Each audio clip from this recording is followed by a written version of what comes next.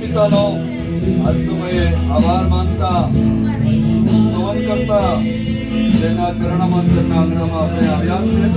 ઈશ્વરનો ખૂબ આભાર માનીએ. પરમેશ્વરના વચનમાં બાબતો પુષ્કળ બાબતો લખવામાં આવી છે અને આ રાત્રે સુરેશભાઈ અને મમ્મી પપ્પા સૌને અને તેમની વ્યક્તિ કલમ પ્રભુનો વચન વાંચીને પ્રાર્થના થાય ત્યારબાદ લિવિંગ કટ કરીને આપણે ઘરને ખુલ્લું મૂકીશું.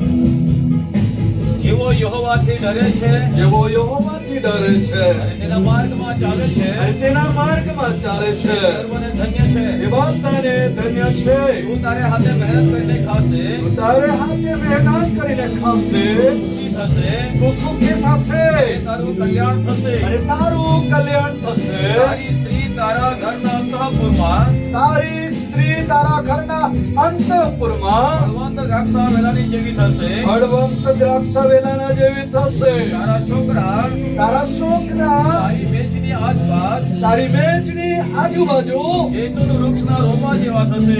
જૈતૂન વૃક્ષના રોપા જેવા બનશે. યહોવાથી ડરે છે, જે પરમેશ્વરથી ડરે છે તેને એવા આશીર્વાદ મળશે. એને એવા બધા આશીર્વાદો મળશે. સિયોનમાંથી યહોવા તને આશીર્વાદ આપશે. સિયોનમાંથી યહોવા તને આશીર્વાદ આપશે. તારા આયુષ્યના સર્વ દિવસો પર્યંત યરૂશલેમનું કલ્યાણ થશે. તારા આયુષ્યના સર્વ દિવસો પર્યંત તું યરૂશલેમનું કલ્યાણ જોશે. પોતાના છોકરાના છોકરા જોશે. તું પોતાના છોકરાના છોકરા જોશે. ઇસ્રાયેલને શાંતિ થાવો. કમલેશભાઈ તેમના પરિવારને શાંતિ થાઓ. પ્રભુનો આભાર માનીએ. આવા સમય આપણે પ્રાર્થના કરીએ.